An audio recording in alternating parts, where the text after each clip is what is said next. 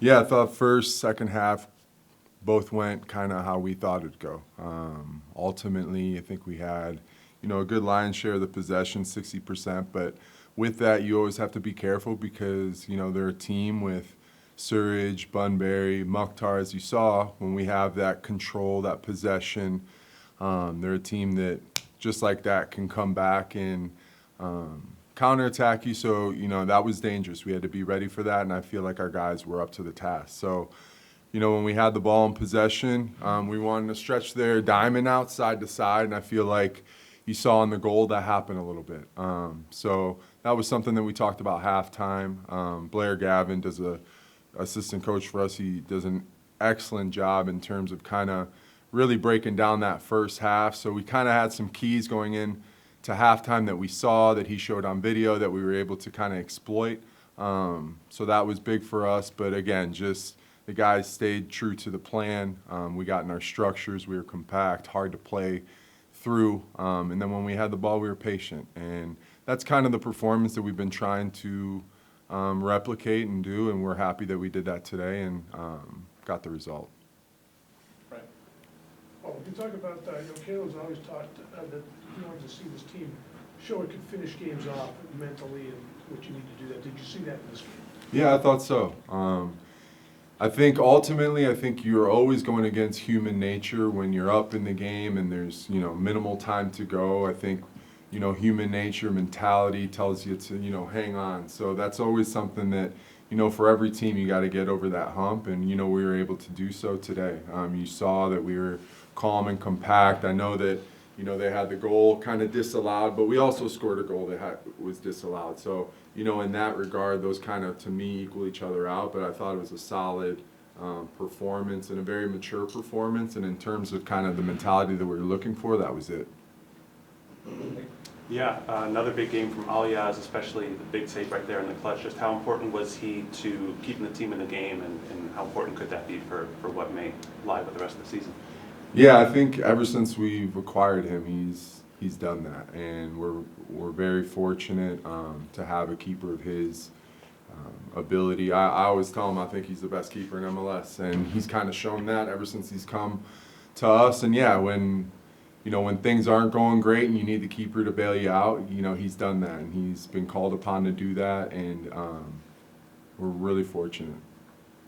And just to kind of follow on from that, even more broadly in defense, felt like there was some good aggression, Polster winning back balls, Payton sliding in there winning fouls. Just what can you say about the mentality from the team going into this one, just that they had that never say die attitude? Yeah, I think it's just front foot. We were aggressive from the jump, and I think we had that front foot mentality of, if they're going to play the balls into those spaces, our D-mids have to make them feel it. Our center backs have to make them feel it, because those are tough spaces to occupy. And we see what happens with Carlos. We see what happens, with Ez when those guys are in pockets, what the other team does to us. And we kind of just initiated that. And again, initiating it, being the aggressor is kind of what we wanted to see. And you set the tone, and they did. So very happy with our back line, our back six. They were a unit. And I'd also say I'd throw in our wingers, and obviously it starts with the 9 and 10, and I think Carlos and Giacomo did the job that we asked them to do. But yeah, I thought, the two lines of four were excellent, and we were very hard to play through because we were so aggressive.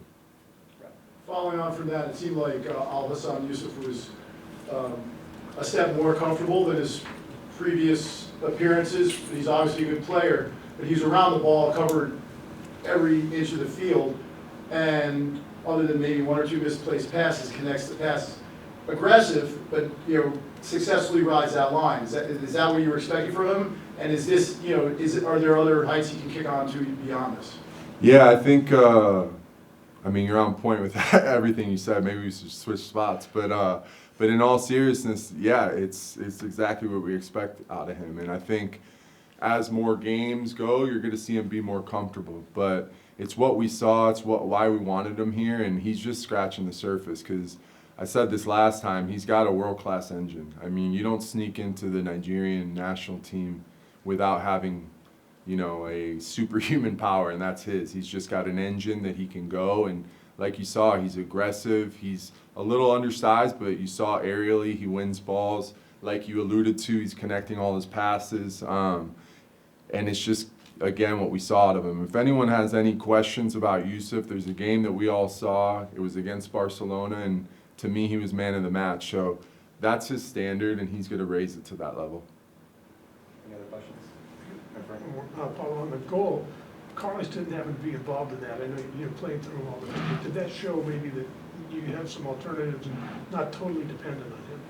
Yeah, always. I think Carlos is, and I know this from being on the opposing end playing New England and obviously having him here. It's not necessarily you always have to play through Carlos, because a lot of times just the spaces that he occupies free up other people. And to your point, yes, you saw other people get involved here and take initiative and kind of run behind the back line. Not only just wait for Carlos and see what he does with the ball, but Carlos is great in the sense where great players, for instance, Nashville, when they made a sub, they man-marked him for a good amount of time. And instead of getting frustrated, you know, we have a little chat, and, you know, he's smart about it.